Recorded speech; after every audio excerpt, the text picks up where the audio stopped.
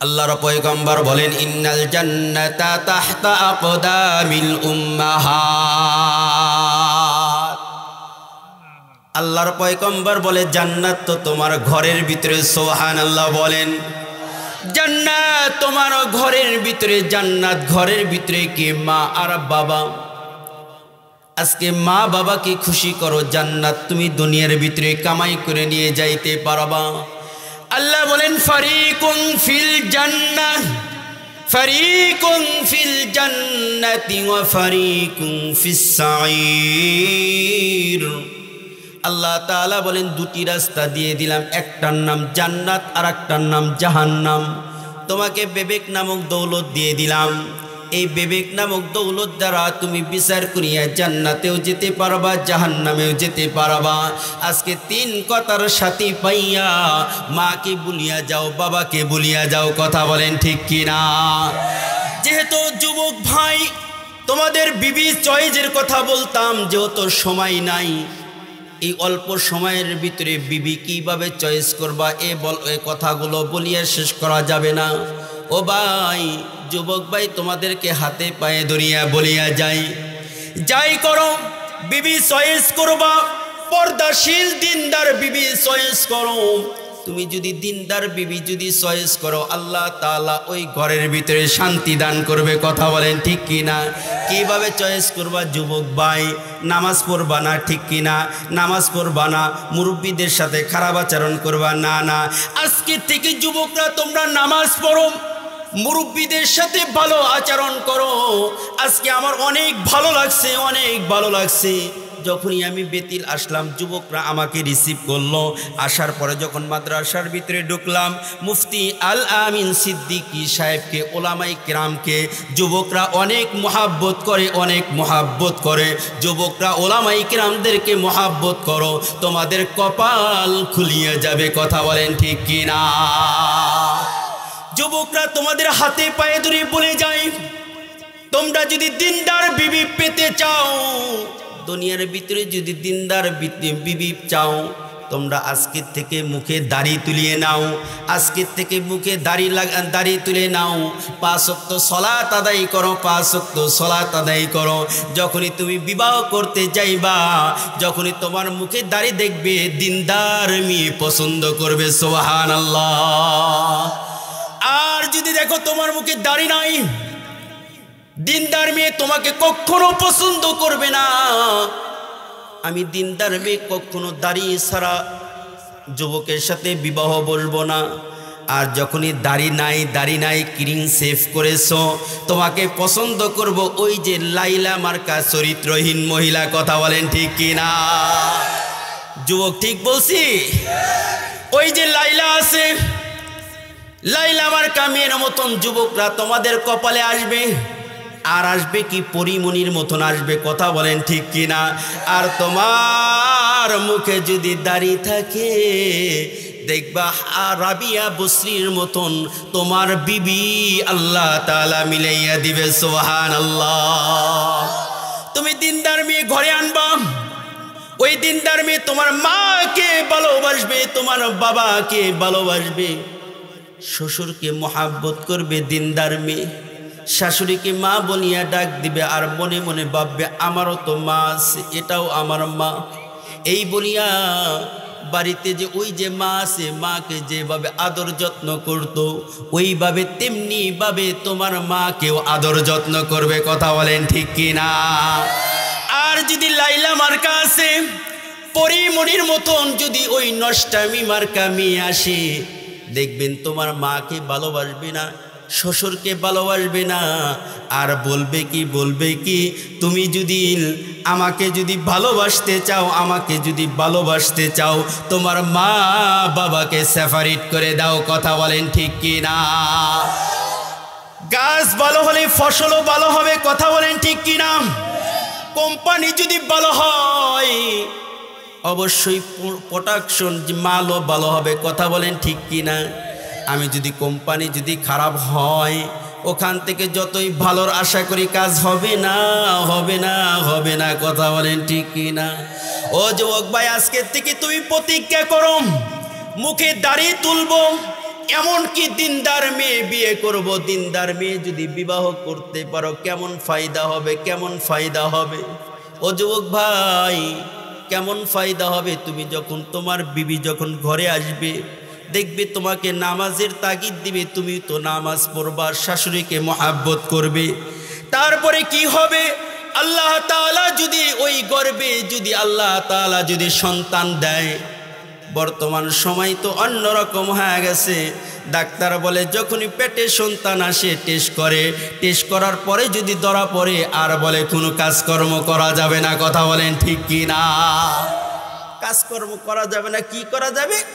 বর্তমান করে কি, এই যে একটা মোবাইল কিনে দেয় বিবিকে, অ্যান্ড্রয়েড সেট কিনে দেয়, কয় ওয়াইফাইয়ের ব্যবস্থা করিয়া দেই, না হয় 500 টাকা দিয়ে এমবি কিনিয়ে দেয়। ঘরের ভিতরে থাকে, ঘরের ভিতরে থাকে। ওই যে মোবাইলের ভিতরে লাইলা মার্কা, অপবিশ্বাস বিভিন্ন নায়িকাদের নাটক সিনেমা দেখে। কথা বলেন ঠিক কি না? নাটক সিনেমা দেখে পেটে সন্তান আছে, তাসির হবে কি হবে না? ওই সন্তান আস্তে আস্তে করিয়া বড় হলে কি হবে? শাকিব খানের মতন লুচ্চা হবে, লাইলার মতন লুচ্চা হবে, পরিমণির মতন লুচ্চা হবে। আর যদি ওই পেটে থাকা অবস্থায় যদি তুমি তোমার বিবি যদি কোরআন পড়ে, এটার নাম কি বলেন তো দেখি? আল কোরআন। এই কোরআন পড়া লাগে না, তাও যদি বলে এটা প্রভুর কালাম, এই বলিয়া যদি জড়াইয়া ধরে আল্লাহ, দুনিয়ার ভিতরে কোরআন পড়া জানি নাই, কিন্তু এই যে প্রভুর কালাম পড়া জানি না, পড়া জানি না, এই বলিয়া যদি চুম্বন খায়, আল্লাহ তাআলা সব দান করিয়া দেয়। সুবহানাল্লাহ। ঘরের ভিতরে মা আছে, আরে ভাই মক্কা মদিনা দৌড়াও, কিন্তু ঘরের ভিতরে মা আছে। মার কাছে যাইয়া যদি মা বলিয়া ডাক দাও, মা কেমন আছো? আসসালামু আলাইকুম রাহমাতুল্লাহ, মা তুমি কেমন আছো, এই বলিয়া যদি মার কপালে চুম্বন দাও, আল্লাহ তাআলা একটি কবুনিয়াতের হজের সব দান করে দেয়। সুবহানাল্লাহ। বলেন তো দেখি, লম্বা ঘটনা আপনাদের বুঝানোর ক্ষেত্রে সব কিছু সংক্ষিপ্ত করতেছি। আমার বিবিকে যখন গর্ভে আসবে, বিবির গর্ভে যখন সন্তান আসবে, বিবিকে কোরআন পড়াবো, হাদিস পড়াবো। কথা বলেন ঠিক কিনা? তারপরে যখন সন্তান যখন আল্লাহ তাআলা যখন ভূমিষ্ঠ করবে, দুনিয়ার ভিতরে পাঠাইবে, সুন্দর দেখি একটা নাম রাখো, আজান দাও, ডান কানে আজান দাও, বাম কানে আকামত দাও। তারপরে যখন আস্তে আস্তে বড় হবে, আল্লাহ আল্লাহ আল্লাহ আল্লাহ নাম শিখাইয়া দাও। তারপরে যখন আরো একটু বড় হবে, সুন্দর বলি করিয়া যখন কথা বলা শিখবে, এই যে সামনে মাদ্রাসা, আর একটা দেখলাম মাদ্রাসা ভর্তি করিয়া দাও। খোদার কসম করিয়া বলি, ওই সন্তান কখনো নাস্তিক হবে না। কথা বলেন ঠিক কিনা? আর যদি বলি সন্তান পেটে যখন আসবে, বিভিন্ন রকমের সিনেমা যদি দেখি, বলেন তো দেখি খারাপ তাসির আসবে কি আসবে না? খারাপ তাসির আসবে কি আসবে না? আপনাদের একটা নাম বলে বলেন তো দেখি, বড় পীর কাকে বলে? আব্দুল কাদের জিলানী রহমাতুল্লাহি আলাইহিকে বড় পীর বলে। কথা বলেন ঠিক কিনা? বলেন তো দেখি আব্দুল কাদের জিলানীর বাবার নাম কি? বলেন তো দেখি, বলতে পারবেন? আবু সালেহ মুসা জঙ্গি। আবু সালেহ মুসা জঙ্গি কেমন ছিল? ছোট্ট একটু বুঝানোর জন্য বলবো। আল্লাহর বান্দা, আল্লাহর উনিও তো আল্লাহর ওলি ছিলেন।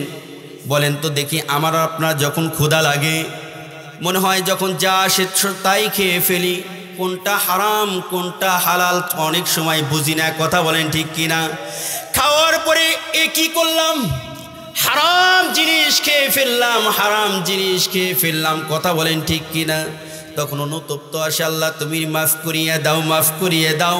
আবু সালেহ মুসা জঙ্গি রহমাতুল্লাহি আলাইহি নদীর পাশ দিয়ে যায়, পেটে ক্ষুধা, একটা আপেল বসিয়ে যায়। আল্লাহর বান্দা আপেলটা তুলিয়ে খেয়ে ফেলে। আল্লাহর বান্দা খেয়ে ফেলার পরে ভাবতেছে, কি করলাম কি করলাম? এই ফল বানিয়েছি, এই ফল জানি কার অনুমতি ছাড়া এই ফলটা খেয়ে ফেললাম। কিয়ামতের হাসরের ময়দানে এই ফলের জন্য তো আমার জাহান্নামে যেতে হবে। আল্লাহর বান্দা নদীর পাশ দিয়ে আস্তে আস্তে খুঁজতে খুঁজতে দেখতে পাই নদীর পাশে একটা বাগান, বাগানের থেকে একটা আপেল ওই নদীর ভিতরে পড়েছে।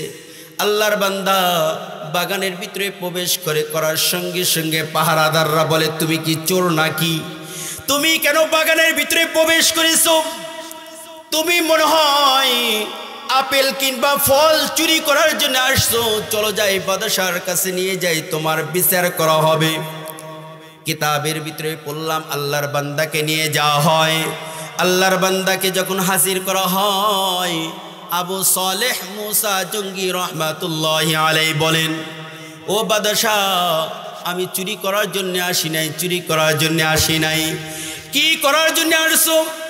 কই নদীর পাশ দিয়ে যাই, নদীর মাঝখান দিয়ে একটা আপেল যায়, আমি আস্তে আস্তে কুড়িয়ে নিজের কাছে আর নিয়ে নিজের মনে কুড়িয়ে খেয়ে ফেলেছি। ও আল্লাহর বান্দা বাদশাহ, আমি মাফ চাওয়ার জন্য এসেছি। বাদশাহ মনে মনে ভাবে, দুনিয়ার ভিতরে কত লোক দেখলাম, কত বাগান থেকে আপেল চুরি করিয়া খাইলো, ডাকাতি করিয়া খাইলো, কিন্তু নদীর মাঝখান দিয়ে একটি আপেল যায়।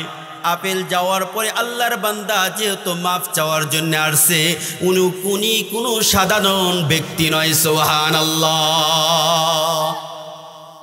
কিতাবের ভিতরে পড়লাম আল্লাহর বান্দা বাদশাহ আবু সালেহ মুসা জঙ্গি রহমাতুল্লাহি আলাইহি বলা হয়, আল্লাহর বান্দা তোমারে মাফ করতে পারি, মাফ করতে পারি, কিন্তু কারণ আছে। কি কারণ? আমার বাড়িতে 12 বছর তোমার দাসত্ব করতে হবে, আমার বাড়িতে 12 বছর তোমাকে কর্মচারী করতে হবে। সুবহানাল্লাহ। আল্লাহর বান্দা ভাবতেছে 12 বছর পরে আল্লাহর বান্দা যদি আমাকে মাফ করে, কিয়ামতের হাসরের ময়দানে তো আমি জান্নাতে যাব, তাছাড়া তো উপায় নাই। আল্লাহর বান্দা দীর্ঘ 12 বছর কাজ করার পরে বলতেছে, আল্লাহর বান্দা বাদশাহ আমাকে কি মাফ করছেন কিনা? কিতাবের ভিতরে পড়লাম আরো 12 বছর কথা বলা হয়েছে, তারপরেও রাজি। সুবহানাল্লাহ বলেন। আজকে যদি আমার আর আপনার হতো, একটা আপেলের জন্য 12 বছর তোমার কর্মচারী করব, একটা আপেলের বদলে তোমার 12টা আপেল দিব, তারপরে তোমার কথা শুনতে পারবো না। কথা বলেন ঠিক কিনা? কি পরিমাণ আল্লাহর ভয়, কি পরিমাণ আল্লাহর ভয়। আল্লাহর বান্দাকে বলা হলো মাফ করতে পারি। তুমি কি বিবাহ করেছো? কয় না, আমি বিবাহ করি নাই। আমার একটা মেয়ে আছে, তুমি যদি বিবাহ করো তোমারে মাফ করে দিও। সুবহানাল্লাহ বলেন। আল্লাহর বান্দা বলে, হ্যাঁ বিবাহ যেহেতু করা লাগবে, তারপরেও যদি আপেলের মাপ যদি নিতে পারি, তারপরেও বিবাহ করিয়া আমার আপেলের মাপ নিব। কিতাবের ভিতরে পড়লাম আল্লাহর বান্দা রাজি হয়ে গেল। আবু সালেহ মুসা জঙ্গি রহমাতুল্লাহি আলাইহি রাজি হওয়ার পরে বলতেছে, বাদশাহ বলে, ও আল্লাহর বান্দা, বিবাহ রাজি হয়েছে, শুধু তাই নয়, তুমি কি জানো আমার মেয়ের চোখ অন্ধ, আমার মেয়ে কথা বলতে পারে না, আমার মেয়ে কানে শুনতে পারে না, আমার মেয়ে ওর চলাফেরা করতে পারে না, পাও নোলা। সুবহানাল্লাহ বলেন। বলেন তো দেখি, এই প্রস্তাব যদি আপনাকে দেয়, বিবাহ করবেন? যতই রাজা বাদশাহ হয় না কেন, কথা বলতে পারে না, চোখে দেখে না, কানে শোনে না, হাত নোলা, পাও নোলা, বলেন তো দেখি বিবাহ করবেন? আল্লাহর বান্দা ভাবতেছে, দুনিয়ার ভিতরে আমি কষ্ট করি, কিন্তু আপেলের মাপ নিয়ে কবরে যাই। কথা বলেন ঠিক কি না? আল্লাহর বান্দা কি করলো? রাজি হয়ে গেল। আল্লাহর বান্দা বিবাহর জন্য রাজি হওয়ার পরে যখন বিবাহর কাজ শেষ করা হয়েছে, আল্লাহর বান্দাকে বলা হলো, যাও যাও, ও যে খাস কামরার ভিতরে আমার মেয়ে আছে, ওই ঘরের ভিতরে তুমি আজকে প্রবেশ করো, ওই ঘরের ভিতরে যাইয়া তুমি বাসর রাত এবং বিশেষ সাক্ষাতে মিলিত হও। সুবহানাল্লাহ। আল্লাহর বান্দা তাই করা হলো। শ্বশুরের কথা অনুযায়ী আস্তে আস্তে যখন খাস কামরার ভিতরে প্রবেশ করা হলো, খাস কামরার ভিতরে যখন প্রবেশ করিয়া যখন সালাম দেয়, আসসালামু আলাইকুম ওয়া রাহমাতুল্লাহ, ওই সাইড থেকে উত্তর আসে, ওয়া আলাইকুমুস সালাম ওয়া রাহমাতুল্লাহ। আল্লাহর ওলি আবু সালেহ মুসা জঙ্গি রহমাতুল্লাহি আলাইহি খাস কামরার ভিতর থেকে বের হইয়া চলে আসে। আমি মনে হয় ভুল রুমের ভিতরে ঢুকেছি। শ্বশুরের কাছে আসিয়া বলে, শ্বশুর আব্বা, আপনি আমাকে ভুল রুম দেখাইয়া দিয়েছেন। আমার ওই রুমের ভিতরে যখন আমি সালাম দিয়েছি, উত্তর দিয়েছি ওয়ালাইকুম আসসালাম। আব্বা গো, আপনারা বলেছেন আপনার মেয়ে কথা বলতে পারে না, কিভাবে সালামের উত্তর দেয়? মনে হয় ভুল রুমের ভিতরে ঢুকেছি। আল্লাহর বান্দা বাদশাহ বলে, বাবা গো, ভুল রুমের ভিতরে ঢোকো নাই। সুবহানাল্লাহ বলেন। কেন ভুল রুমের ভিতরে ঢুকি নাই? হ্যাঁ, আমার মেয়ে কথা বলতে পারে নাই। কি কারণে বলেছি? আমার মেয়ে আমি ব্যতীত বেগানা পুরুষের সাথে কোনোদিন কথা বলে নাই। সুবহানাল্লাহ বলেন, সুবহানাল্লাহ বলেন। অন্ধর কথা বলেছি, এই চোখ দ্বারা আমার মেয়ে কোনোদিন বেগানা পুরুষকে দেখে নাই। সুবহানাল্লাহ। আমার মেয়ে এই পা দিয়ে কোনোদিন মার্কেট করতে যায় নাই, এই হাত দিয়ে কোনোদিন খারাপ কাজ করে নাই। আমার মেয়ে অনেক সুন্দর, অনেক সুন্দর। আমার মেয়ে দিনদার পরহেজগার মেয়ে। আমার মেয়ে আল্লাহওয়ালা মেয়ে। এই আল্লাহওয়ালা মেয়ে আমি ভাবছিলাম এই আল্লাহওয়ালা মেয়েকে আমি একটা দিনদার আল্লাহওয়ালার সাথে তুলিয়ে দিব। যেদিন তুমি আমার কাছে একটা আপেলের ক্ষমা চাওয়ার জন্য এসেছো, ওই দিনই আমি বুঝেছি তুমি একজন আল্লাহওয়ালা। সুবহানাল্লাহ। মা ছিল আল্লাহওয়ালা, বলেন তো দেখি, মা ছিল আল্লাহওয়ালা, বাবা ছিল আল্লাহওয়ালা। ওই গর্বে থেকে আল্লাহ তাআলা আল্লাহর ওলি জন্ম দিয়েছেন। তার নাম আব্দুল কাদের জিলানী রহমাতুল্লাহি আলাইহি। সুবহানাল্লাহ। ও যুবক ভাই, তোমাদের জন্য কথাটা শুনলাম, তোমাদের জন্য এই কারগুজারিগুলো নিয়ে আসলাম, এই ঘটনাটা নিয়ে আসলাম। যুবক ভাই, তোমরা যদি আব্দুল কাদের সন্তানকে বানাইতে চাও, তোমরা যদি খাজা মাইনুদ্দিন বানাইতে চাও, তোমরা যদি মামুনুল হক বানাইতে চাও, তোমরা যদি চরমোনাই পিসাব বানাইতে চাও, তোমার সন্তানদেরকে সর্বপ্রথম বিবিকে ঠিক করো। তুমি আল্লাহওয়ালা হও, ওই গর্বে থেকে দেখবা আল্লাহ তাআলা মামুনুল হকের মতন সন্তান জন্ম দিবে। কথা বলেন ঠিক কিনা? আর যদি যুবকরা ফেটটা যায় পরিমণি লাইলা বেগমের মতন মেয়ে বাড়িতে আনো, ওই ঘরের ভিতরে শান্তি থাকবে না, শান্তি থাকবে না। ওই গর্বে থেকে যেগুলো সন্তান হবে সবটি লুচ্চা মার্কা হবে, বদমাইশ মার্কা হবে। কথা বলেন ঠিক কিনা? যুবক ভাইরা রাগ করতেছ? রাগ করো না, তোমাদেরকে একটু ওয়াশ করে যাও। যুবক ভাই, তারপরে আসো, তোমার সন্তানকে ইলম শিখাও। ইলম শিখানোর পরে আপনি দেখেন মাত্র 10,000 টাকা বেতন পায়, আছে কি নাই ইমাম সাহেব?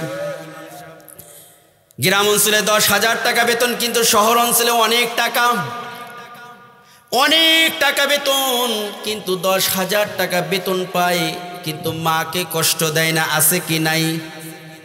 মাকে কষ্ট দেয় না ইমাম সাহেব, কোনোদিন মাকে কষ্ট দেয় না। এই যে পাশে হুজুর বসা আছে, পাশে হুজুররা বসা আছে, কিন্তু মাকে কষ্ট দেয় না। 10,000 টাকা বেতন পায়, ওই টাকা দিয়ে মা এবং বাবা সুন্দরভাবে চলে কি চলে না? কিন্তু দেখা যায় ওই একই এলাকার ভিতরে এমন বান্দা আছে, মাসে 50,000 টাকা বেতন পায়, শান্তি নাই, শান্তি নাই। মা বাবাকে বাদ দিতে চাই না। এলাকার ভিতরে দেখা যায় ওই মা মানুষের দ্বারে দ্বারে চায়া খায়। কথা বলেন ঠিক কি না? আমি যেখানে থাকি মণ্ডল গ্রুপ আছে, শুনলাম এখানে বলে মসজিদ মণ্ডল নামক এক ব্যক্তি আছে। জীবন বড় শুনেছি পাশে আমার মসজিদের পাশে একটা মণ্ডল গ্রুপ আছে, শুনেছি বেলকুচি বাড়ি, ওই বাড়ির এই বেলকুচি এলাকার ওই ব্যক্তির এই গার্মেন্টস। বলেন তো দেখি, এই গার্মেন্টসে অনেক শ্রমিকরা কাজ করে কি করে না? আমার পিছনে অনেক সিরাজগঞ্জের, বেলকুচির এবং কাজীপুরের মুসল্লি বেশি। কাজীপুরের অনেক মুসল্লি আছে, আমার পিছনে নামাজ পড়ে। অনেক সময় যা বলে, হুজুর আপনি একটু পিতা মাতা নিয়ে আলোচনায় করবেন। কি কারণে পিতামাতা নিয়ে আলোচনা করব। কয় হুজুর আমার ছেলে 20,000 টাকা বেতন পায়, আমার ছেলের বউ 20,000 টাকা বেতন পায়, ছেলেও 20,000 টাকা বেতন পায়, 40,000 টাকা হয়ে যায়। প্রত্যেক মাসে নগদে বিকাশে 2,000 টাকা করে টাকা দেয়, আর টাকা দিতে চায় না। বাজেট মা বাবার জন্য কয় হাজার টাকা? মা বাবার জন্য 2,000 টাকা। ওই ছেলে দেখা যায় 40,000 টাকা বেতন পাইয়া বিবিকে নিয়ে আনন্দ ফুর্তি করে, নাতিকে নিয়ে আনন্দ ফুর্তি করে। কিন্তু হুজুর 2,000 টাকা দিয়ে কিভাবে চলি বলেন তো দেখি। আমি বললাম আপনার ছেলেকে কোরআন পড়াইছেন? কয় না, কোরআন পড়াই নাই। আপনার ছেলেকে আলেম বানাইছেন? কয় আলেম বানাই নাই।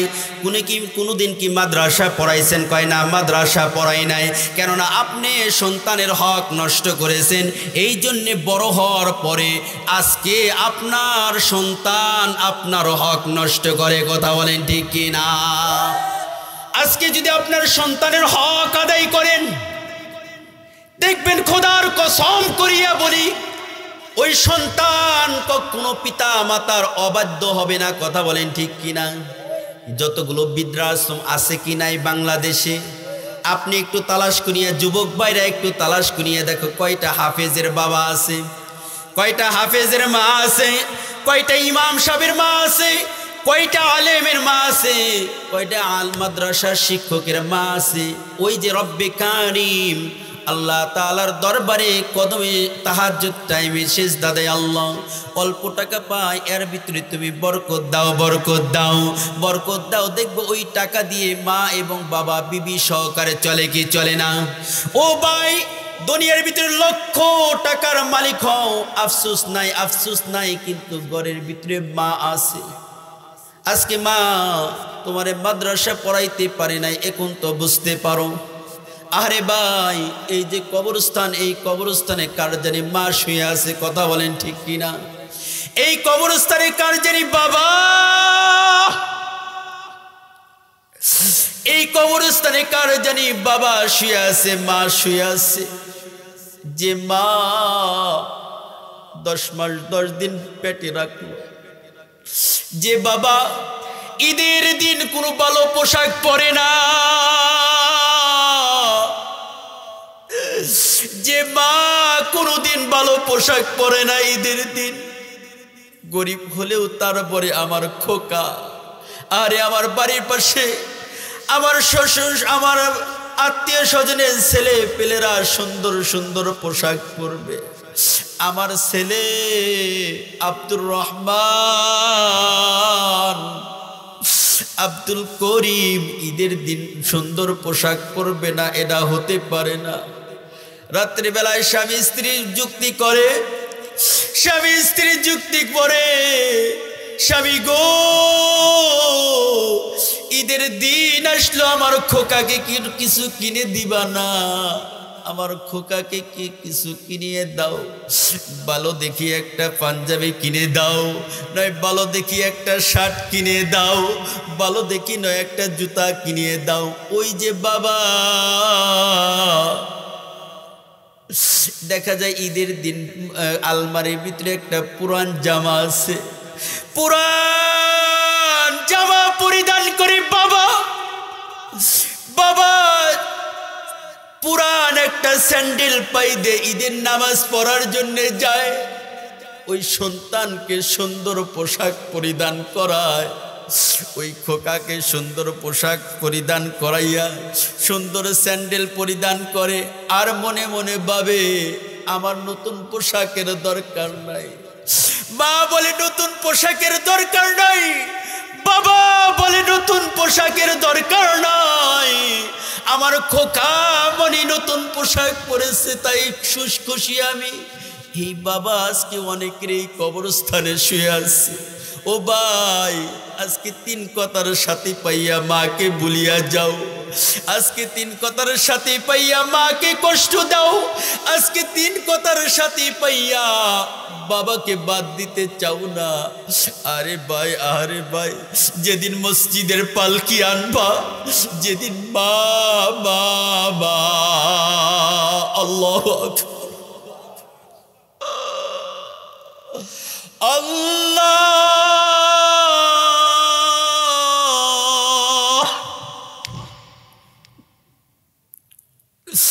যেদিন মা যেদিন মসজিদের পালকি যেদিন তোমার ঘরে দরজায় যাইবে, মা যেদিন দুনিয়া থেকে চলিয়া যাইবে, বাবা যেদিন দুনিয়া থেকে চলিয়া যাইবে, মাকে যেদিন গরম পানি দিয়ে যেদিন গোসল করাইবা,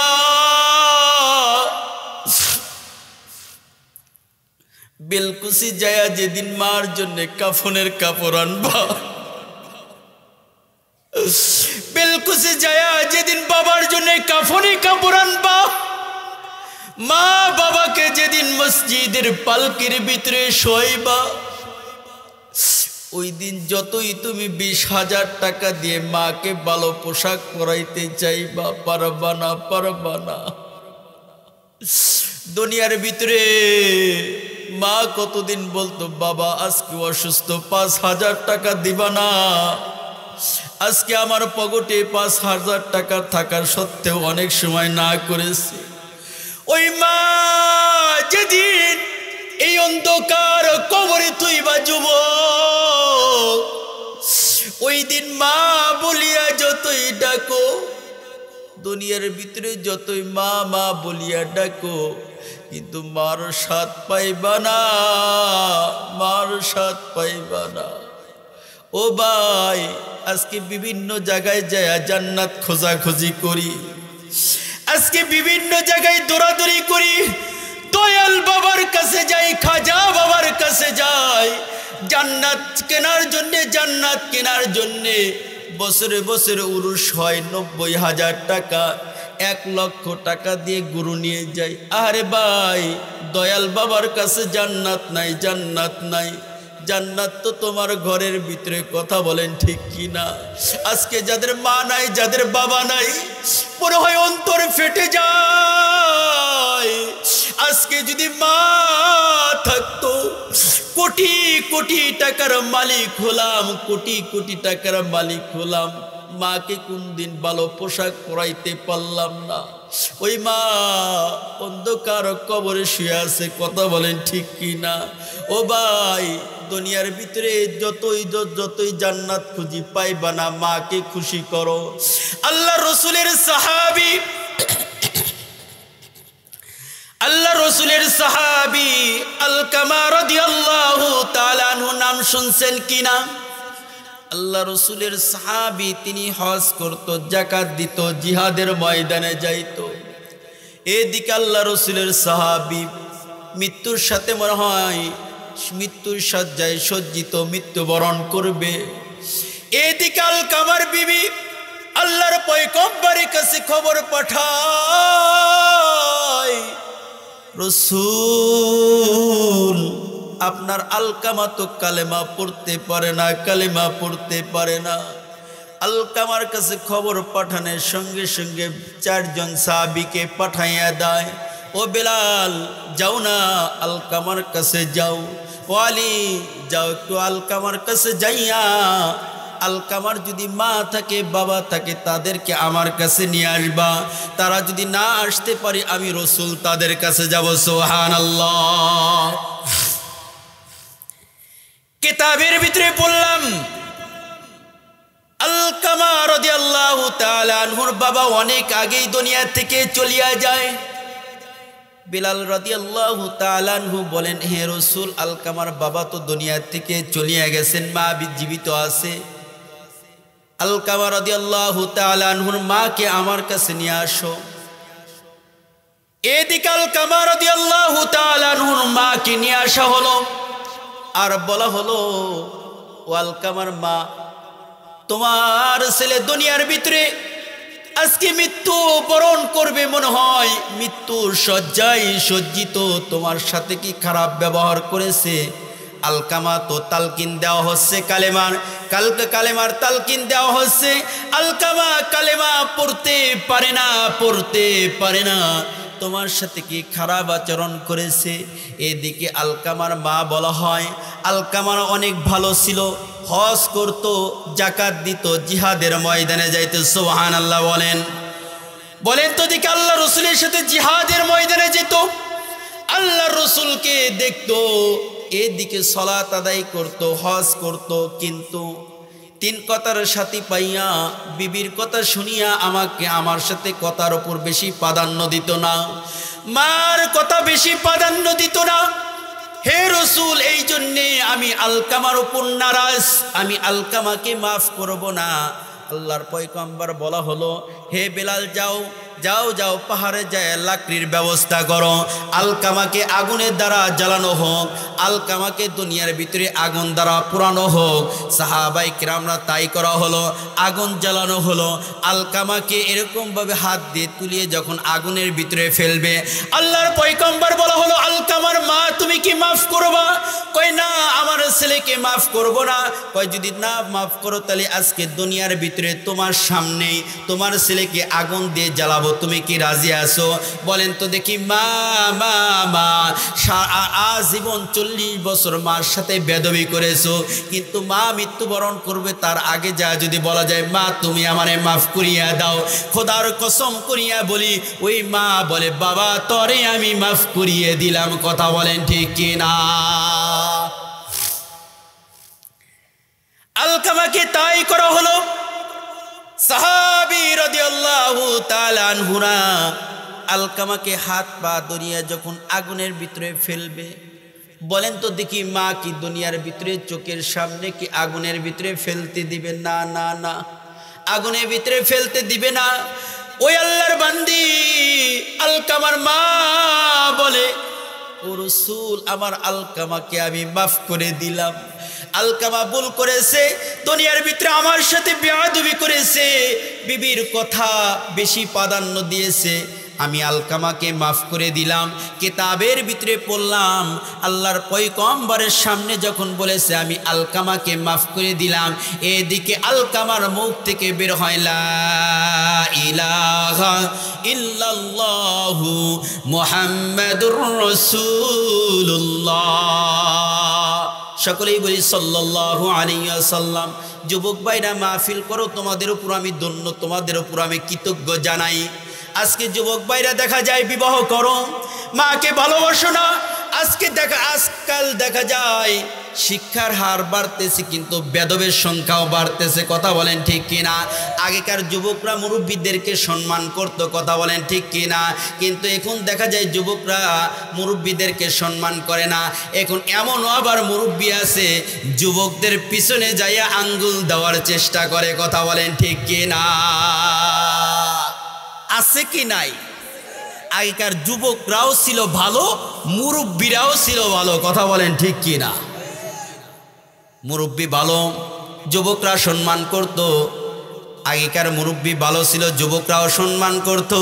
এখন দেখা যায় মুরব্বীও কিছু মার্কা আছে, যুবকদের যায় পিছনে আঙ্গুল দেয়। বলেন তো দেখি, যুবকদের যায় যদি আঙ্গুল দেয়, ওই যুবক কি ওই মুরব্বীকে সম্মান করবে?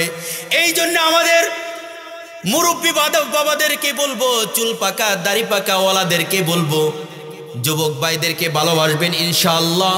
এবং যুবকদেরকেও বলবো, মুরব্বী বাবাদেরকে সম্মান করবো তো ইনশাআল্লাহ। ও ভাই, দুনিয়ার ভিতরে মা এমনই একটা বস্তু, দুনিয়ার ভিতরে মা বলিয়া ডাক দিলে কলিজা ঠান্ডা হয়। কথা বলেন ঠিক কিনা? যখনই মা বলিয়া ডাক দেওয়া যায় কলিজা ঠান্ডা হয়। মুহাম্মদুর রাসূলুল্লাহ বললি কলিজা ঠান্ডা হয়। মক্কার দিকে বাইতুল্লাহর দিকে তাকালে কলিজা ঠান্ডা হয়। কোরআনের দিকে তাকালে কলিজা ঠান্ডা হয়। হক্কানি উলামায়ে কিরামদের দিকে তাকালে কলিজা ঠান্ডা হয়। কথা বলেন ঠিক কিনা? আগেকার যুগে দেখা যেত, আগেকার যুগে মারা যখন বিবাহ বসতো, ওই মার গর্ভে থেকে যদি সন্তান হতো, আল্লাহর বান্দি ওই দেখা যায় সন্তান হওয়ার পরে যদি স্বামী যদি মারাও যায়, ওই মেয়ে কোনোদিন আর দ্বিতীয় স্বামী গ্রহণ করতো না। ঠিক কিনা? কিন্তু ইসলামে দ্বিতীয় বিবাহ বসা জায়েজ আছে। স্বামী মারা গেছে, আর একটা বিবাহ বসে যাও, বাবার ঘাড়ের উপর আসছে, বাবার কর্তব্য আর একটা বিবাহ দিয়ে দাও। কিন্তু আগেকার সমাজের ভিতরে শুনতাম যে যখনই আল্লাহর বান্দির বিবাহ হয়েছে, স্বামী মারা গেছে অথবা স্বামী তালাক দিয়েছে, ওই আল্লাহর বান্দি আর দ্বিতীয় কোনোদিন বিবাহ বসে নাই, কথা বলেন ঠিক কিনা? পাকিস্তানের একটা ঘটনা মনে পড়ে গেল, আল্লামা তারেক জামিল উনার কিতাবের ভিতরে পড়লাম, মনে হয় পাকিস্তানের ঘটনা। ওই টাইমে তবলিগের জামাত গেছে এবং বিভিন্ন কিতাবের ভিতরে এই ঘটনাটা পড়লাম। ওই টাইমে এক আল্লাহর বান্দির বিবাহ হয়েছে। শুনবেন যদি আর 10-15 মিনিট বলি, শুনবেন? রাগ করতেছেন আমার সাথে না দোয়া করে দিব? 12টা পার হয়ে গেছে, দোয়া করে দেই? থাকবেন তো ইনশাল্লাহ? ইনশাল্লাহ। আল্লাহ তাআলা আমাদের সকলকে দ্বীনের উপর থাকার তৌফিক দান করুন, সকল বলে আমিন। পাকিস্তানের ঘটনা, আল্লাহর বান্দি বিবাহ বসেছে, হওয়ার পরে কিছুদিন পরে আল্লাহ তাআলা একটা পুত্র সন্তান দেয়। কি দেয়? পুত্র সন্তান দেয়। দেওয়ার পরে স্বামী দুনিয়ার থেকে চলিয়া যায়, মারা যায়। মারা যাওয়ার পরে আল্লাহর বান্দি ভাবতেছে, আমি যদি এখন বিবাহ বসি আমার এই সন্তানের কষ্ট হবে কি হবে না? অন্য স্বামীকে গ্রহণ করব, আমার ছেলে কোথায় খাবে? ওই স্বামী তো নাও গ্রহণ করে নিতে পারে। ভাবতেছে কি করা যায়। এলাকাবাসীরা বলতেছে বিবাহ বসে যাও। বলে না, আমার এই সন্তান দিয়েই আমার জীবন পার করে দেব। সুবহানাল্লাহ। এটার নাম মা, এটার নাম। আজকে তোমার যৌবনে বাটা পড়ে গেল। যুবক, যৌবনে কি পড়েছে? বাটা, বুঝছেন? নষ্ট হয়ে গেছে। আপনার বিবি আর একটা খুঁজবে, ঠিক কিনা? না, এদা চলে না, আর একটা দরকার, ঠিক না? আর এই যে এর ভিতরে একটা সোশ্যাল মিডিয়ায় ভাইরাল হয়েছে, রাকিব নামক এক ছেলে অ্যাক্সিডেন্ট হয়েছে, হওয়ার পরে পা দিয়ে পুষ বের হচ্ছে। স্বামী বলতেছে তুমি সুস্থ হও, তারপরে আমি তোমার কাছে আসব। স্বামী কে বলতেছে তুমি সুস্থ হও, আমি বাপের বাড়ি চলে গেলাম, একটা মেয়ে আছে, আমার মেয়েকে নিয়ে চলে গেলাম। গরিব মানুষ রাকিব, মা বিদ্যা, মা সারে নাই। মা ওই রাকিবকে নিয়ে সেবা যত্ন করতেছে, এটার নাম মা। এ যুবক, কার প্রেমে পড়লা? কার প্রেমে পড়ে মাকে ভুলিয়ে গেলা? এটার নাম মা, এটার নাম মা। তুমি বলো আমার শ্বশুর অনেক ভালোবাসে, আমার শাশুড়ি অনেক ভালোবাসে, মার থেকেও বেশি ভালোবাসে। গেলি দেশি মুরগি, গরুর গোস্ত, ইলিশ মাছ, কতই না ভালোবাসে। চেতল মাছ, হ্যাঁ ভাইজান বলছে। বলেন তো দেখি, ওই দিন শ্বশুর বাড়ি যান, শাশুড়ি ভালোবাসে, বলেন তো দেখি বিবিকে একদিন হালকা নাস্তা দিন। আমি নাস্তা দেওয়ার কথা বলি না, বিবিকে একদিন নাস্তা দিন। নাস্তা বোঝেন? একটু দিয়েন, কিছু দিয়া তারপরে আপনি শ্বশুর বাড়ি যেন। আর আপনার বউ বলবে মা তোমার স্বামী ভালো না, তোমার জামাই ভালো না, আমাকে আজকে দিচ্ছে। ওই দিন চেতল মাছও আসবে না, দেশি মুরগিও আসবে না, কথা বলেন ঠিক কি না? ওই দিন জারো চেনেন? কি বলেন? জাটা বলেন না জারো বলেন? ওইটা রেডি থাকবে, দেশি মুরগি আর হবে না। মার মতন আপন বলতে কেউ আছে?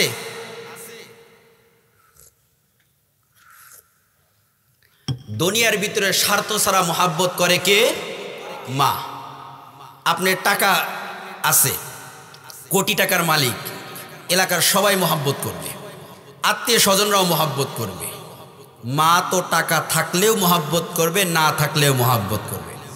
আল্লামা তারেক জামিল ওনার কিতাবের ভিতরে লেখে, ওই আল্লাহর বান্দির স্বামী মারা যায়, ভাবতেছে আজীবন যতদিন জীবিত থাকি এই সন্তান দিয়েই আমার জীবন কাটায় দেব। সুবহানাল্লাহ বলে। তাই করা হলো। আস্তে আস্তে আল্লাহর বান্দি, স্বামীর বাড়িও দরিদ্র ছিল, বাপের বাড়িও কি দরিদ্র, অসহায়। কি করবে? মানুষের ধারে ধারে কাজ করে, জিয়ের কাজ করে, জিয়ের কাজ করিয়ে আস্তে আস্তে সন্তানকে বড় করে। বড় করার পরে বিবাহ দরকার আছে কি নাই? যখনই অন্য একটা মেয়ে বিবাহ করিয়া যখন বাড়ির ভিতরে আনছে, আনার পরে অশান্তির ঢেউ চলে। কিসের ঢেউ চলে? মার কথা বিশ্বাস করি না, বউ যদি কয় এক বাক্যে বিশ্বাস করে নি। আল্লাহর বান্দা তাই করা হলো। মুসলমান ভাইরা আমার কথাগুলো দিনের কান দিয়ে বুঝবেন। আল্লাহর বান্দা প্রত্যেক দিন বাড়িতে আসে, আর বিবি বলে, স্বামী গো তোমার মা বালানা, তোমার মা বালানা। তুমি যখন কাজকর্ম করতে যাও তোমার মা আমার সাথে ঝগড়া করে। বলেন নাউজুবিল্লাহ। আল্লাহর বান্দা না ফরমান বান্দা, তাই করা হলো। একদিন নয়, 2 দিন নয়। আল্লাহর বান্দা বাড়িতে যখন আসে, বিবি বলে তোমার মা বালানা, তোমার মা বালানা। একদিন নয়, 2 দিন নয়, আল্লাহর বান্দি ওই বাড়ির থেকে চলিয়া যায়। এদিকে মাকে আসিয়া হামকি তামকি দেওয়া শুরু হলো। বলেন তো দেখি, কোনো নাফরমান বান্দা, কোনো বান্দা যদি মার সাথে ধমক নিয়ে কথা বলে, বলেন তো দেখি ঈমান থাকবে? মা যদি কষ্ট পায় তোমার জন্য জাহান্নাম, মা যদি কষ্ট পায় তোমার জন্য জাহান্নাম। আল্লাহর বান্দা একই অবস্থা, মাকে ধমক দিল, মা তুমি আমার বিবির সাথে খারাপ আচরণ করো, আমার বিবিকে তুমি কষ্ট দাও, এমনি এমনি ঝগড়া করো। মা বলে, বাবা তোরে কত কষ্ট করিয়া লালন পালন করলাম, জিয়ের কাজ করিয়া, মানুষের বাড়িতে কাজ করিয়া লালন পালন করলাম। এই যে বাড়ির পাশে আত্মীয় স্বজন আছে তাদেরকে জিজ্ঞাসা কর, আমার কোনো দোষ নাই বাবা, আমার কোনো দোষ নাই। তোর বউ এমনি এমনি পায়ে পাড়া দিয়ে আমার সাথে ঝগড়া করে, আমার সাথে ঝগড়া করে। আল্লাহর বান্দা নাফরমান বান্দা তাই করা হলো। বাড়ি থেকে যখন শ্বশুরালয় চলিয়া যায়, বিবির শ্বশুরালয় চলিয়ে গেছে। শ্বশুরালয় যায় বলতে, বিবি গো চলো যায়, আজকে আমাদের বাড়িতে যাই। কয় না, যাব না। তোমার মা এমনি এমনি আমার সাথে ঝগড়া করে, তোমার মাকে যদি শায়েস্তা করো তাহলে তোমার বাড়িতে আমি যেতে পারি। বলেন তো দেখি, নাফরমান সন্তান যারা, তারাই তো বিবির কথা শুনবে। কথা বলেন ঠিক কিনা? যারাই নাফরমান সন্তান, আজকের থেকে যারা মনে করবেন বইয়ের কথা শুনে তারা হিজলা। কথা বলেন ঠিক কিনা? মার কথা প্রাধান্য দেয় না, বাবার কথা প্রাধান্য দেয় না। যুবক ভাই, তোমরা যতই মাহফিল দাও, যতই দিনের কাজ করো, মার কথা যদি প্রাধান্য না দাও, মনে করবো তোমরা হিজলা। কথা বলেন ঠিক কিনা? বইয়ের কথা শুনবা অবশ্যই, কিন্তু মার কথা আগে শুনবা, তারপরে বিবির কথা শুনবা। কথা বলেন ঠিক কিনা? আল্লাহর বান্দা নাফরমান সন্তান তাই করা হলো। ওনাকে শ্বশুর বাড়ির থেকে বিবিকে আনা হলো। বিবি বলে তোমার মাকে সাথে ঝগড়া করতে হবে, তাই করে ঝগড়া করে। একদিন নয়, 2 দিন না, আবার কিছুদিন পরে বলে তোমার মাকে আঘাত করতে হবে। আল্লাহর বান্দা নাফরমান সন্তান বিবির কথা শুনিয়া মাকে আঘাত করে। মাকে এমন ভাবে আঘাত করে, বিদ্যা মা লাঠি দিয়ে যখন হাড্ডির উপর যখন আঘাত করেছে, বিদ্যা মা চোখের পানি সারিয়া বলে, বাবা তোর বাবা দুনিয়ার থেকে চলিয়া গেল, আমি অন্য কোনো স্বামীর ঘরে গেলাম না, তোকে আস্তে আস্তে করিয়া লালন পালন করলাম এই দিন দেখার জন্যে, আজকে তোর মার খাওয়ার জন্য আজকে তোকে লালন পালন করলাম। আল্লাহর বান্দি বিদ্যা হাড়ের উপর যখন আঘাত করা হলো, আল্লাহ বলিয়া ডাক দিল, আল্লাহ আমার সন্তানকে মানুষ করলাম, আজকে এই দিন দেখার জন্য আমার সন্তান আমাকে আঘাত করলো, আল্লাহ এর বিচার তুমি করো, এর বিচার করো। কিতাবের ভিতরে পড়লাম, আবার কিছুদিন যাওয়ার পরে আবার ওই বিবি এমনি এমনি ঝগড়া করে, শ্বশুরালয়ে চলিয়া গেল। আবার আগের মতন কাজ করিয়া যখন বাড়িতে আসলো, আসার পরে বলে, মা তোমার পুত্রবধূ কোথায়? কয়, বাবা তুই আজকে আমারে মারিস না, তুই বাড়ির পাশে আত্মীয় স্বজন আছে তাদের কাছে শুনিয়ে আয়, আমি তোর বউয়ের সাথে ঝগড়া করি নাই, তোর বউ এমনি এমনি আমার সাথে ঝগড়া করিয়া চলিয়া গেল, আমার সাথে ঝগড়া করিয়া চলিয়া গেল। এই বলিয়া আল্লাহর বান্দা মার সাথে রাগান্বিত হইয়া আবার যখন শ্বশুরালয় চলিয়া যায়, বইয়ের পাগল আছে কি নাই?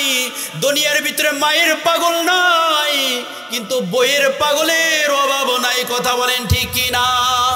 আল্লাহর বান্দা বইয়ের পাগল শ্বশুর বাড়ি যাওয়ার পরে বলছে, বিবি গো চলো যায়। কয় না না, তোমার ভাত খাবো না। কয় তোমার মাকে যদি বাড়ির থেকে বের করিয়া দাও, নয় তোমার মাকে যদি হত্যা করো তাহলে তোমার বাড়িতে যেতে পারি। কয় না, মাকে কিভাবে হত্যা করব? কয় তোমারকে একটা পরামর্শ দিক। আর এখনকার যুগের মতন তো পুলিশ ছিল না, এখনকার যুগের মতন তো র্যাব ছিল না, বিডিআর ছিল না, এরকম সিআইডি ছিল না। আগেকার যুগে এরকম দেখা গেছে আল্লাহর বান্দা মার জন্য ছেলের জন্য পাগল হইয়া, মা ছেলের জন্য পাগল হইয়া রাস্তা রাস্তায় ঘুরছে। কথা বলেন ঠিক কি না? এরকম অনেক নজির দেখা গেছে। মানুষও তালাশ করে নাই, বাড়ি থেকে বের হয়ে গেছে, জীবনকার মতন বের হয়ে গেছে, আর কোনোদিন বাড়িতে আসে নাই। আগেকার যুগে তো সিআইডি ছিল না, বিডিআর ছিল না, আর্মি ছিল না, র্যাব ছিল না। আল্লাহর বান্দি নাফরমান বান্দি ছেলেকে পরামর্শ দেয়, তোমার ভাত খেতে পারি, তোমার মাকে হত্যা করতে। বলেন না নাউজুবিল্লাহ।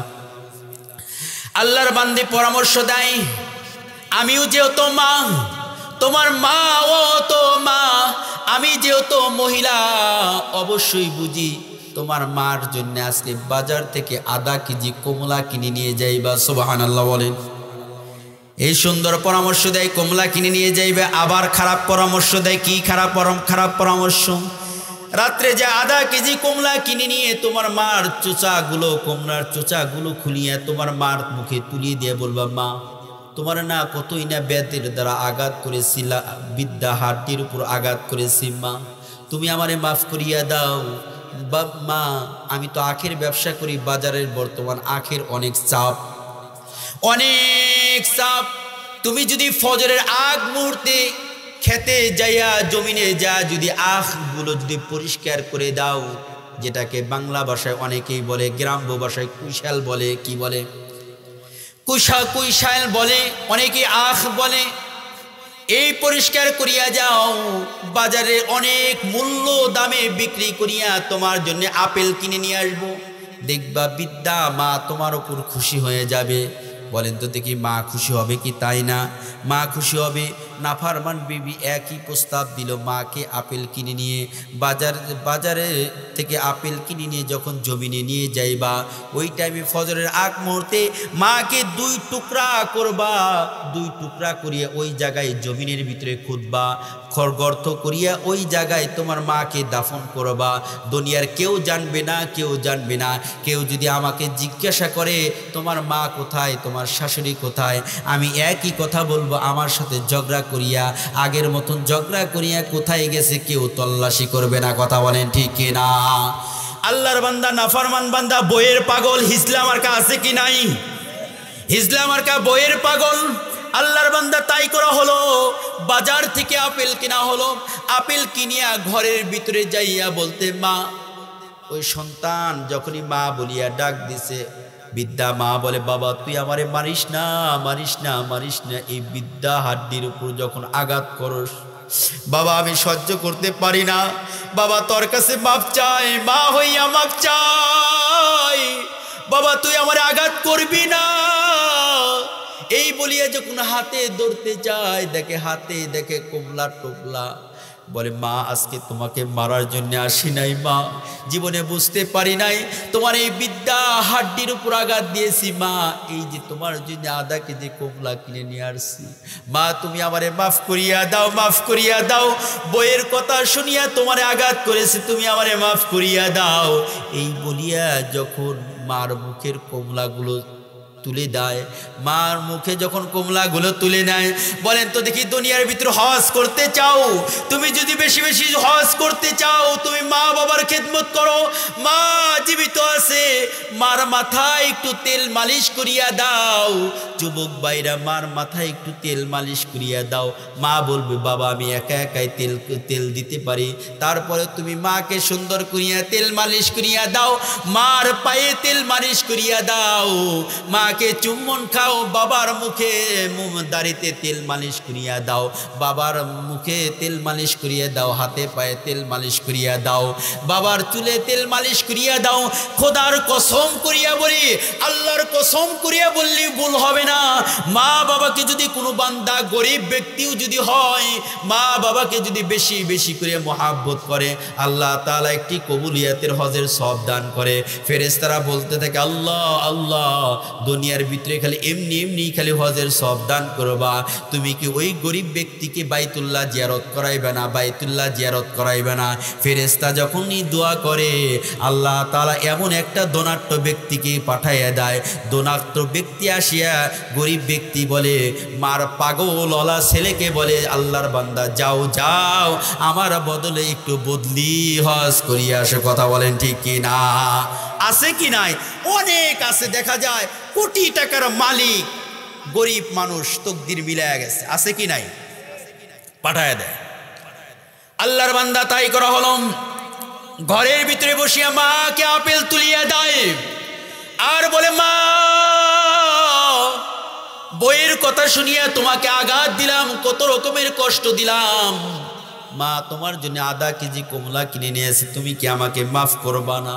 কয়, বাবা তুই যেহেতু ভুল বুঝতে পারছিস, তরে আমি মাফ করে দিলাম। সুবহানাল্লাহ বলেন। এটার নাম মা, এটার নাম মা। বলে, বাবা তরে আমি মাফ করে দিলাম।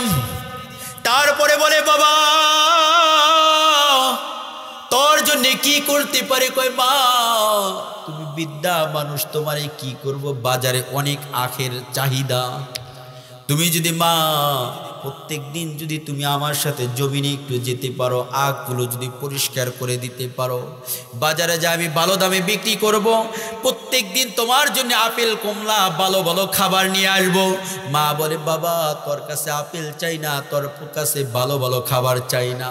ও যুবক ভাই, মাকে খুশি করার জন্য বল মাছ লাগবে না, মাকে খুশি করার জন্য চেতল মাছ লাগবে না, মাকে খুশি করার জন্য বড় বড় আর মাছ লাগবে না, মাকে খুশি করার জন্য বড় বড় মুরগি লাগবে না, মাকে খুশি করার জন্য বেশি বেশি টাকা লাগবে না।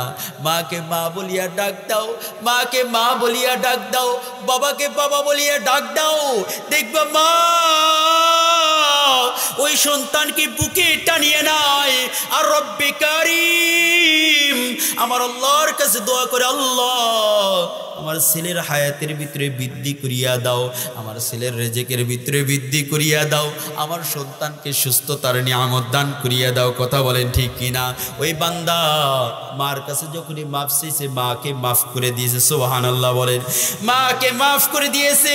আবার বলে, মা বাবা প্রত্যেকটা দিনই ফজরের আগে তোমার সাথে জমিনে যাব, আখ পরিষ্কার করে দিব, তোমার মাথায় তুলিয়ে দিব। তাই করা হলো। আল্লাহর বান্দি সারা রাত আর ঘুমায় না। বলেন তো দেখি, মনের ভিতরে প্ল্যান কি যুবকের একই আছে না পরিবর্তন হয়েছে? পরিবর্তন হয় নাই, একই আছে। আপেলের লোভ দেখাইয়া মার কাছে মাপ চাইয়া মাকে হত্যা করবে। কথা বলেন ঠিক কি না?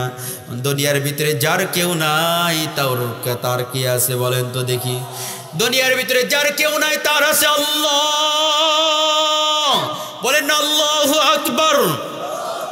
আরো জোরে বলেন আল্লাহু আকবার। আরো জোরে বলেন আল্লাহু আকবার। শেষ করে দিব না? চলবে চলবে, কতক্ষণ চলবে? দোয়া করে দিলাম, 12:30 বেজে গেছে। দোয়া করে দেই, দোয়া করে দেই।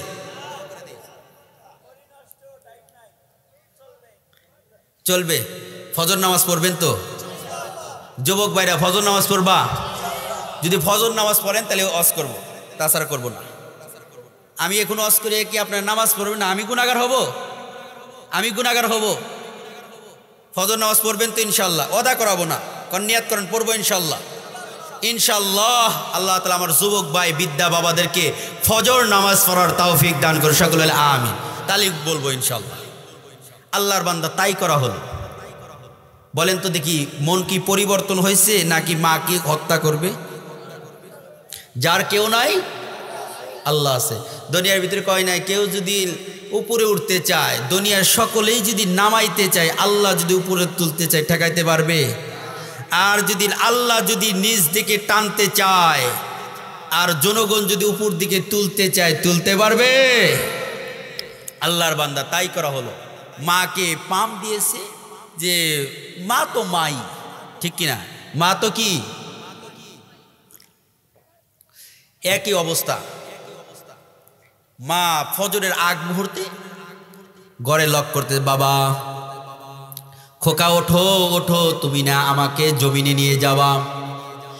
আল্লাহর বান্দে সারা রাত ঘুমায় নাই, না ঘুমাইয়া যাই নামাজ বিছিয়া দোয়া করে, আল্লাহ আমার ছেলে বিবির কথা শুনিয়ে আমাকে আঘাত করেছে, আমার কাছে আজকে মাফ চাইছে।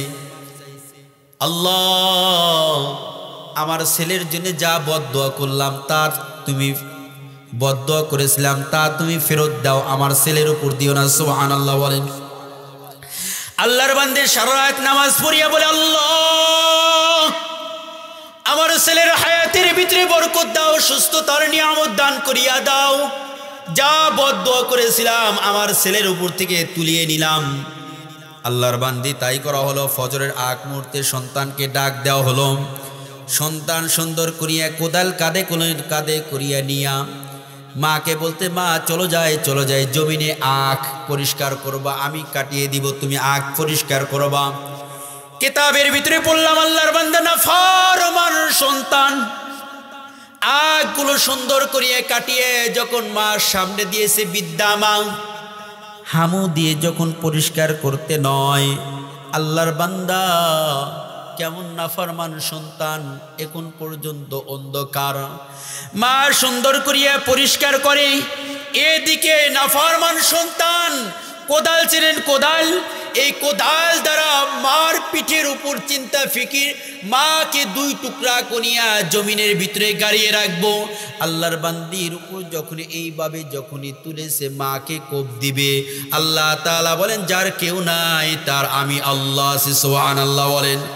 কিতাবের ভিতরে বললাম আল্লামা তারিক জামিল ওনার কিতাবের ভিতরে পড়লাম, দেখা যায় আল্লাহর বান্দা যখন কোপ দেওয়ার জন্য হাত উঁচা করেছে, আল্লাহর বান্দির উপর মার উপর যখন কোপটা ছাড়বে, আল্লাহ তাআলা ওই মাকে বাঁচানোর জন্যে ওই নাফরমান সন্তানকে পাথরের মতন শক্ত করিয়া দেয়। সুবহানাল্লাহ। আল্লাহর বান্দি বিদ্যা মা কেমন করিয়া জানি বুঝতে পারছে, মনে হয় আমাকে হত্যা করবে। পিছনের দিকে তাকাইয়ে দেখে একই অবস্থা, আমার উপর কোদাল দ্বারা আঘাত করবে। আল্লাহর বান্দি বলে, আল্লাহ বাঁচাও, আল্লাহ বাঁচাও। সুবহানাল্লাহ বলেন। আল্লাহর বান্দির তো কেউ নাই, আল্লাহ ছাড়া তো কেউ নাই দুনিয়ার ভিতরে। সন্তান তো নাফরমান সন্তান, রাত্রিবেলা করলো কি মার পা ধরিয়া মাফ চাইলো, আবার রাত্রিতে মাকে হত্যা করবে। আল্লাহর বান্দি বিদ্যা মা বলে, আল্লাহ বাঁচাও, আল্লাহ বাঁচাও, আল্লাহ বাঁচাও, এই বলিয়া সামনের দিকে অগ্রসর হয়। আল্লাহর বান্দি বিদ্যা মা হাঁটতে পারে না, তাও যতটুক শক্তি আছে সামনের দিকে দৌড় দেয়, আবার পিছনের দিকে তাকায় দেখে আমার সন্তান আমাকে হত্যা করার জন্য আসে কিনা। কিতাবের ভিতরে পড়লাম আল্লাহর বান্দি পিছনের দিকে তাকাইয়া দেখে আল্লাহর বান্দা পাথরের মতন শক্ত অবস্থায় দাঁড়ানো আছে। দেখে জবান দিয়ে বলতেছে, মা বাঁচাও, মা বাঁচাও। বলেন তো দেখি, কিছুক্ষণ আগে যে মাকে হত্যা করার জন্য চেষ্টা করেছে, ওই আল্লাহর বান্দিকে আবার সন্তান ডাকে, মা বাঁচাও, মা বাঁচাও। আল্লাহর বান্দির দিলটা নরম হয়ে যায়, সামনের দিকে অগ্রসর হয়। এটার নাম মা, এটার নাম মা, এটার নাম মা। মাকে 60 বছর ধরে তুমি ভাত দাও না, মাকে 50 বছর ধরে তুমি ভাত কাপড় দাও না, হঠাৎ করিয়ে যে কড্ডার মোল বলে না কি বলে, এই কড্ডার মোল যদি শোনে আমার সন্তান অ্যাক্সিডেন্ট হয়েছে, মা দেখবে সব কিছু বাঙ্গিয়া আমার সন্তান খোকামণি কথা বলেন ঠিক কিনা? আমার সন্তান কেমন আছে? বিদেশ থেকে আসো, তুমি শ্বশুর বাড়ি আগে যাও, বইয়ের জন্য মার্কেট করিয়ে নিয়ে আসো, শাশুড়ির জন্য মার্কেট করিয়ে নিয়ে আসো। যখনই তুমি শালা তোমার দিকে তাকাইয়া থাকে, দুলাভাই মনে হয় আমার জন্য বড় দেখিয়ে মনে একটা ফোন নিয়ে আসবে। কথা বলেন ঠিক কিনা? শালি বলে আমার জন্য মনে একটা ফোন নিয়ে আসবে, কানের দুল নিয়ে আসবে। এদিকে শাশুড়ি ভাবে আমার জন্য মনে হয় মার্কেট করিয়ে নিয়ে আসবে। বিদেশ থেকে যখনই তুমি বাড়িতে আসো, মা মা মা মা, তোমার কাছে কিচ্ছু চাই না, কিচ্ছু চাই না। বলে বাবা খোকা তুই 5 বছর বাহিরে ছিলি, তুই কেমন আছিস? সুবহানাল্লাহ বলেন। 5 বছর কেমন আছোস? কথা বলেন ঠিক কিনা? আর 5 থেকে 10 মিনিট আলোচনা করব, শুনবেন তো ইনশাআল্লাহ। কিতাবের ভিতরে আছে আল্লাহর বান্দা আস্তে আস্তে করিয়ে, আল্লাহর বান্দি আস্তে আস্তে করিয়ে সামনে আসে আর বলতে থাকে আল্লাহর বান্দা না ফরমান বান্দা বলতে থাকে মা বাঁচাও মা বাঁচাও। কিতাবের ভিতরে আসছে হাঁটু পর্যন্ত যখন গাড়িয়ে যায়, হাঁটু পর্যন্ত গাড়িয়ে যাওয়ার পরে আল্লাহর বান্দি আবার বলতেছে কে আছো? বাঁচাও বাঁচাও আমার সন্তানকে বাঁচাও। এলাকার ভিতরে এখন পর্যন্ত ফর্সা হয় নাই, সূর্য উদয় হয় নাই। এলাকার ভিতরে আল্লাহর বান্দি ডাকাডাকি করতেছে কে আছো? বাঁচাও। এদিকে আল্লাহর বান্দা ওই নাফরমান সন্তান আস্তে আস্তে কুড়িয়ে মাটির ভিতরে ঢুকিয়ে যায়। যখন মাজা পর্যন্ত ঢুকছে আল্লাহর বান্দি পাগল হয়ে গেছে, মা কে আছো? বাঁচাও বাঁচাও আমার সন্তানকে বাঁচাও। পুরা এলাকা বাসিয়ে আসিয়া পুরা দেখা যায় 14 থেকে 15 ফিট গর্ত করেছে, আল্লাহর বান্দাকে খুঁজিয়ে পায় নাই। দুনিয়ার ভিতরে যার কেউ নাই তার কে আছে বলেন তো দেখি? যার কেউ নাই তার আল্লাহ আছে। মার যদি কেউ যদি না থাকে তার কে আছে? আল্লাহ আছে। সত্য একটা ঘটনা বলবো, 5 মিনিটে শেষ করে দিব, থাকবেন ইনশাআল্লাহ। আমি যেখানে না ইমামতি করি, যেখানে জুমার নামাজ পড়াই এফএক্সের পাশে, ওই এফএক্সের মালিক হলে গাইবান্ধা। বাড়ি কোথায় বলেন তো দেখি? গাইবান্ধা। ওখানে যদি 500 লোক থাকে তার ভিতরে 400 লোকই গাইবান্ধা। কি গাইবান্ধা? ওর ভিতরে এক আল্লাহর বান্দা পরে 7 থেকে 8 বছর আগে আমাকে একটা কারগুজারি শোনায়। কেমন কারগুজারি শোনায়? খুব কষ্ট লাগবে আপনাদেরকে শোনাই। এখান থেকে একটা নসিহত নিব আপনাদেরকে। দেখেন দুনিয়ার ভিতরে মার সাথে বেয়াদবি করবেন, মার সাথে বেয়াদবি করবেন, একটা নসিহত বাস্তব ঘটনা আমার কাছে শোনায়। কেমন ঘটনা? কয় এই একই ঘটনা যে বললাম, এই একই সিস্টেম, বাস্তব ঘটনা। মা ওনাকে লালন পালন করে, বাবা দুনিয়া থেকে চলিয়া যায়, মানুষের বাড়িতে কাজ করে, করার পরে বিবাহ করে। একই অবস্থা, যে ঘটনা বললাম ঘটনার সাথে মিল আছে। ঝগড়া লাগে, একদিন নয় 2 দিন নয়, ঝগড়া লাগে। হঠাৎ করিয়া গাইবান্ধার ওই ব্যক্তি বলে বিবির কথা শুনিয়া মাকে আমি লাথি মারলাম। বলেন না নাউজুবিল্লাহ। রাগ করিয়া যখন আমার মাকে রাগ করিয়া লাথি মারলাম, লাথি মারার সঙ্গে সঙ্গে আমার মা পড়ায় 1 থেকে 2টা ডিগবাজি দিয়ে পড়ে গেল।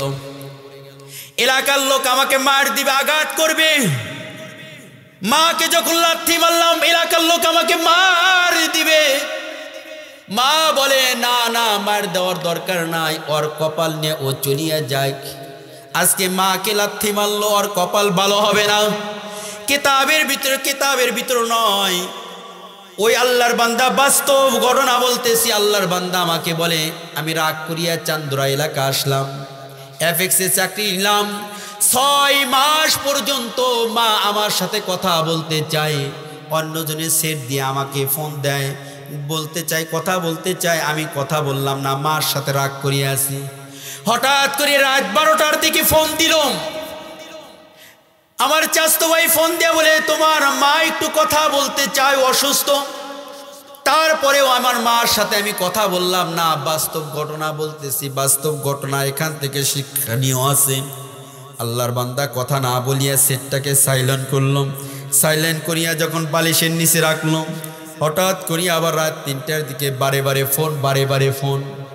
আমি যখন ফোনটা, আল্লাহর বান্দা বলেন, আমি যখন ফোনটা রিসিভ করলাম, আমার চাচতো ভাই বলে ও চাচতো ভাই, তোমার মা তো এই টাইমে মারা গেছে, মরার আগে আমার খোকা কেমন আছে, খোকা কেমন আছে এই বলিয়া মারা গেছে। আল্লাহর বান্দা ওই কথা বলার সঙ্গে সঙ্গে বলে আমাকে কারগুজারি শোনাইতেছে আর কান্না করে, আমাকে কারগুজারি শোনায়, আমার কাছে বসিয়া কান্না করে ফজরের টাইমে। আল্লাহর বান্দাকে বললাম তারপরে কি করলাম?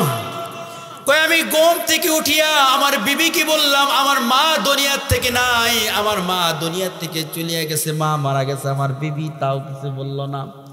আমি চান্দুর আসিয়া গাইবান্ধার গাড়িতে উঠলাম। ফজরের পরে যখন গাইবান্ধা যা পৌঁছলাম, আমার মা গ্রামের ভিতরে যখন প্রবেশ করলাম, এলাকার ভিতরে বলে ওই যে নাফরমান সন্তান আসছে। সকলেই আমাকে নাফরমান বলিয়া ডাকলাম। এলাকার মুরব্বীরা বলে দিল ওর সাথে কেউ কথা বলবি না, কথা বলবি না, মাকে লাত্তি মারছে। 6 মাস পর্যন্ত মার কোনো খোঁজ খবর নাই। ওর সাথে কেউ কথা বলবি না, তাই করা হলো। কেউ আমার সাথে কথা বলল না। আমি বললাম আমি একটু মার কাফনের কাপড়ের টাকা দিতে চাই। এলাকার লোক বলল তোর কাফনের কাপড়ের টাকা নেওয়া হবে না, মাকে তুমি খোঁজ খবর নেও নাই, আজকে তোমার কাফনের কাপড়ের টাকা নিব।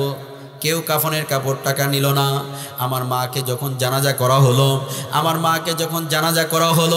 আমার মাকে জানাজা করার পরে আমি যখন কাঁদে কুনি আমার মাকে যখন কবরস্থান পর্যন্ত নিয়ে যাব, আমার মার লাশ পর্যন্ত এলাকার লোক আমাকে কাঁধে নিতে দিল না। কই তুই নাফরমান সন্তান, মাকে লাথি মারছস, মার সাথে কথা বলস নাই, তোকে লাশ কাঁধে নিতে দিতে দেওয়া হবে না। ওই আল্লাহর বান্দা কি করলো, ওখান থেকে সরে আসলো। আবার রিকোয়েস্ট করা হলো আমি একটু আমার মাকে একটু কবরের ভিতরে রাখবো, আমি একটু কবরের ভিতরে নামবো। এলাকার লোক মুরব্বীরা বলল না না, ওকে কবরের ভিতরে নামতে দেওয়া হবে না। আমি কোনো মতন মাটি দিয়ে যখন কবরস্থান থেকে উঠলাম, কেউ আমার সাথে কথা বলতে চায় না, এমনি আমাকে গালি দেয়। আমি কি করলাম, গাইবান্ধা থেকে আবার চান্দুরার দিকে আসলাম। দীর্ঘ টাইম পর্যন্ত মার কবরস্থান জিয়ারত করলাম। হঠাৎ করিয়া মাত্র 6 থেকে 7 বছর আগে কার কাহিনী আমার এইরকমই টার্গেট, কিন্তু এই মাত্র 6 থেকে 7 মাস আগে আল্লাহর বান্দা আমার মসজিদে আসছে। গাজীপুরে এক জায়গায় বয়ান করলাম। ওই আল্লাহর বান্দা শহরের ভিতরে এক ফ্ল্যাট থেকে আর এক ফ্ল্যাটে গেলে টের পাওয়া যায় না কোথায় আছে, কথা বলেন ঠিক কি না? আল্লাহর কি কাম, এই বয়ানটা আমি করেছি, একই ঘটনা বলেছি, গাইবান্ধার ইতিহাসটা বলেছি। আল্লাহর বান্দা মাগরিবের টাইমে দেখি রুমাল দিয়ে পেঁচাইয়া আমার মসজিদে আসছে। মসজিদে আসিয়া দেখি পা নাই, এক পা নাই। অনেক সময় দেখা যায় অনেক আমার কাছে ব্যক্তিরা আসে, ভাই হুজুর একটু সাহায্য, মুসল্লিদের একটু এলান করে দেয় তারা যেন আমাদের একটু সাহায্য করে। আমি ভাবতেছি পা নাই, মনে হয় আমাকে বলবে একটু সাহায্যের কথা বলবে। আল্লাহর বান্দা আসিয়া দেখি রুমাল দিয়ে দাড়ি রাখছে, দাড়ি বের করেছে, আমি চিনতে পারি না। আল্লাহর বান্দা বলে আমাকে কি চেনেন? কয় না। আমি বললাম না, আমি তো আপনাকে চিনি না। আজ থেকে 6 থেকে 7 বছর আগে আপনার সাথে একটা ঘটনা বলেছিলাম, মনে আছে? কি ঘটনা? এই ঘটনা? হ্যাঁ অবশ্যই। কয় কিছুদিন পূর্বে অমুক এলাকার ভিতরে এই ঘটনাটা বলেছেন, আমি মাইক দ্বারা শুনেছি। আর তখনই ভাবছি এই ঘটনা হুজুর আমাকে নিয়ে বলতেছে। হুজুর দেখেন না আমার পা নাই। বললাম পা কিভাবে চলে গেল? ওই যে এই পা দ্বারা মাকে আঘাত করেছিলাম, লাথি মারছিলাম। এই বিবির কথা শুনিয়ে আমার মাকে লাথি মারলাম। মাকে লাথি মারার পরে এই মা দুনিয়া থেকে চলিয়া গেল। কিছুদিন পরে আমার পা একটু কাটিয়ে যায়, হালকা রাস্তার ভিতরে চলতে নয়, একটু উজুত খায়, খাওয়ার পরে একটু কাটিয়ে যায়, ওখান থেকে আমার পা পচন ধরে। ডাক্তার বলে তুমি যদি বাঁচতে যাও পাওটা কাটিয়ে ফেলে দিতে হবে। যখন পাও আমার কাটা হলো, তখন আমার অন্তরের ভিতরে বুঝ আসলো কত জায়গায় কাটলো, পাও কাটা লাগলো না। এই পা দিয়ে আমার মাকে লাথি মারছি, এটা দুনিয়ার ভিতরে আল্লাহ তাআলা প্রমাণ হিসাবে দেখায় দিয়েছে, কথা বলেন ঠিক কি না? আল্লাহর বান্দা বলে হুজুর যেখানে যাইবেন যখন মায়ের আলোচনা করবেন, এই নসিহতটা করবেন। দুনিয়ার ভিতরে মাকে যদি হাত দ্বারা আঘাত করো, যুবক ভাইরা তোমরা যদি বাবাকে যদি হাত দ্বারা আঘাত করো, পা দ্বারা যদি আঘাত করো, মাকে যদি হাত দ্বারা আঘাত করো, পা দ্বারা আঘাত করো, ওই পা আল্লাহ তাআলা দুনিয়ার ভিতরে রাখবে না। কথা বলেন ঠিক কিনা?